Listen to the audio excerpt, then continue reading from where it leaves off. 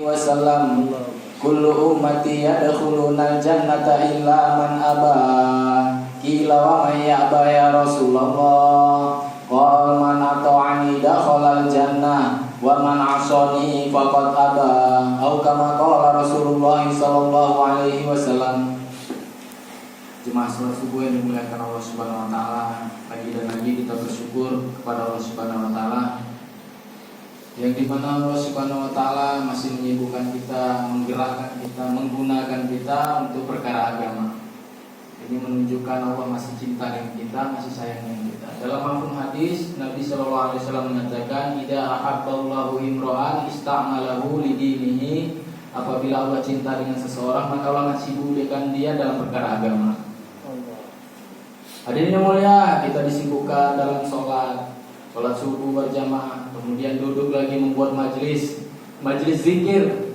Jadi majelis zikir itu nggak mesti harus subhanallah, walhamdulillah, wala ilaha illallah, tidak.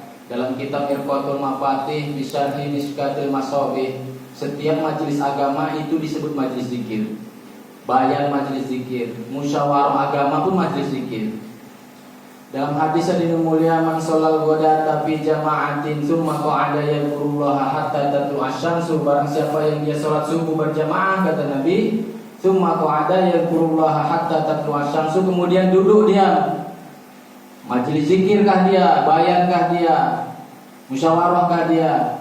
Tsumma shalla raka'ataini, kemudian nanti salat 2 rakaat, kanat lahu ka ajri hijjatin wa umratin, maka kata Nabi dia mendapatkan pahala haji dan umrah. Hadirin mulia, besarnya fadilah-fadilah yang Allah berikan kepada umat ini, hadirin mulia, khususnya kepada umatnya baginda Nabi Muhammad SAW. Majelis yang kita buat ini kelihatannya biasa saja. Sebagian orang menganggap rutinitas, padahal ini majelis besar, hadirin mulia. Dalam hadis riwayat Imam Bukhari, hadirin mulia, hadis sahih, hadirin mulia, inna lillahi malaikatan yatufuna fit turuqi yaltamisuna ahla dzikr. Allah punya malaikat yang kerjanya keliling-keliling di pasar. Wa idza wajadu qauman yadhkurunallaha, apabila dia bertemu dengan majelis-majelis agama seperti majelis bayankah, majelis zikirkah, majelis musyawarahkah, tanada uhallumu ila hajatikum, maka malaikat mengatakan, "Hei, kalian mau apa? Minta, nanti aku akan bantukan kepada Allah Subhanahu wa taala, mintakan." Kemudian Allah Subhanahu wa taala mengatakan, "Fa ushidukum, wahai malaikat saksikan, inni qad ghafartu lahum, aku telah mengampuni dosa mereka semua." Maka waqala malakum minal malaika, satu malaikat mengatakan, "Inna fihim fulanun laisa minhum." Ya Allah, di situ ada satu orang, dia bukan termasuk bagian dari mereka. Inna maja'a lihajatin, dia datang karena ada keperluan aja aslinya. Gak ada niat dia, nimbrung-nimbrung aja. Maka Allah katakan, humul julasa la yashqa jalisuhum, walaupun dia nimbrung-nimbrung tetap aku ampunkan dosanya, kata Allah. Jadi mulia, hadis riwayat Imam Bukhari, jadi mulia. Nah, ini harus kita hadirkan, hari mulia, fadilah-fadilah, biar kita ini semangat, hari mulia. Hadirin yang mulia, besarnya hadirin mulia fadilah yang berikan pada umat ini, umurnya 60-70 tahun, tapi beramal sedikit saja, fadilah yang sangat besar, hadirin mulia. Kalau umatnya Nabi Nuh itu ratusan tahun umurnya, hadirin mulia, tapi kalau umatnya Nabi Muhammad beramal sedikit saja, berlipat-lipat pahalanya. Kata Nabi, al-qa'id ya as-sholat kal-qanit, orang yang duduk menunggu sholat saja udah dihitung pahala sholat, kata Nabi.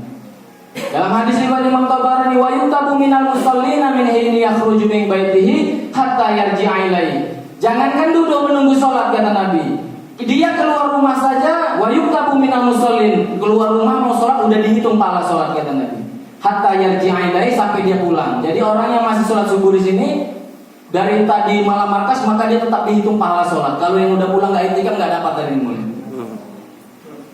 Kemudian yang mulia ini belum sholatnya, nyari mulia, ini masih perantara-perantaranya saja, yang mulia.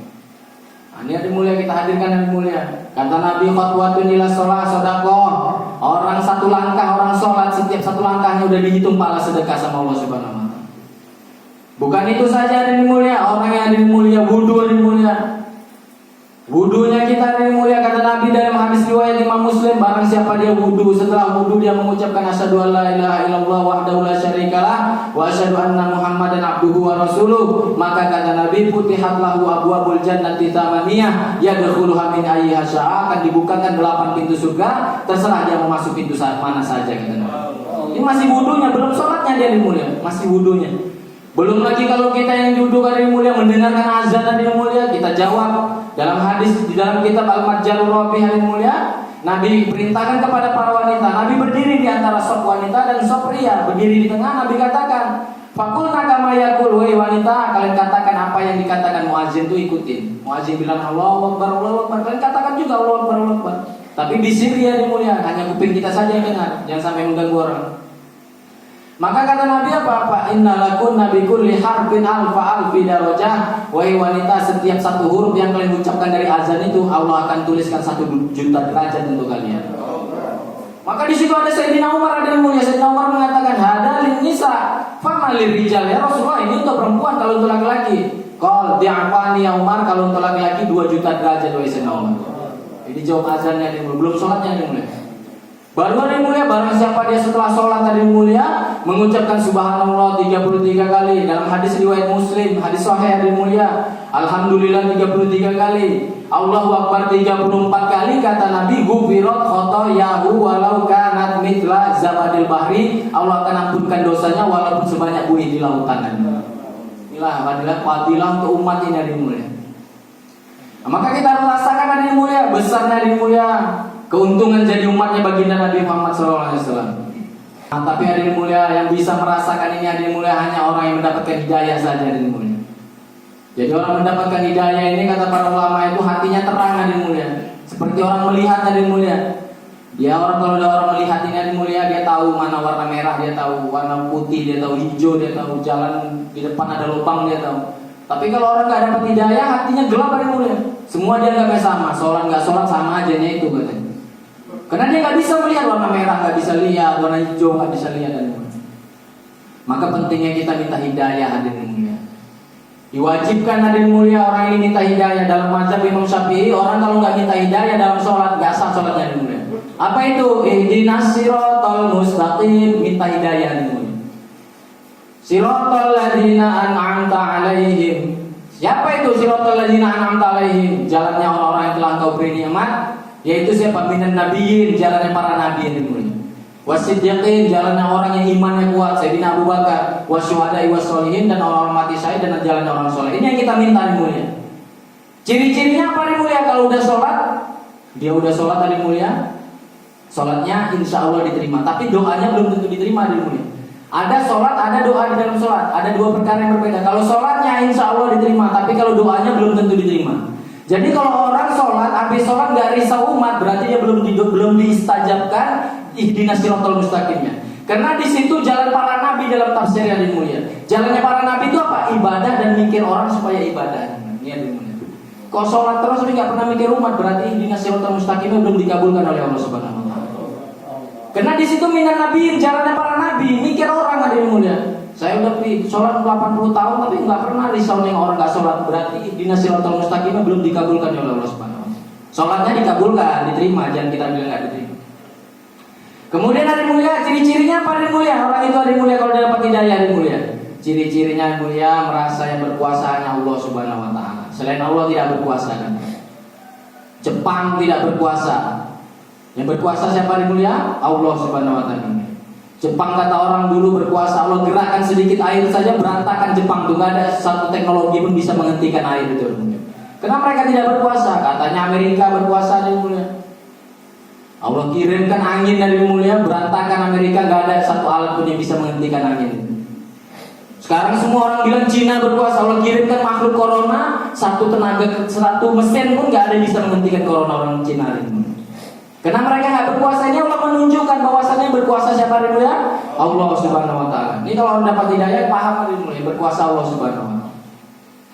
Kemudian hari mulia, orang itu kalau udah dapat hidayah hari mulia, merasa hari mulia segala sesuatu ini diciptakan oleh Allah Subhanahu wa Ta'ala. Segala sesuatu diciptakan, segala sesuatu Allah yang beri rezeki. Ini kalau udah dapat hidayah.